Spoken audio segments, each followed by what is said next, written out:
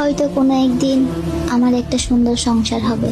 এই অগোছালো আমিটা একদিন পাক্কা সংসারী হয়ে উঠব। হয়তো ভালো মা হব, ভালো বউ হব, অনেক বেশি ব্যস্ত হয়ে যাব। সব সময় মুখে হাসি টেনে রাখবো। সবাই দেখবে কতটা সুখী আমি। সবাই জানবে আমি ভুলে গেছি তোমায়। কিন্তু সত্যিই কি ভুলতে পারবো তোমায়? চাইলেও তো আর তোমায় ভোলা সম্ভব না, কারণ তোমার প্রতি ভালোবাসাটা মন থেকে ছিল।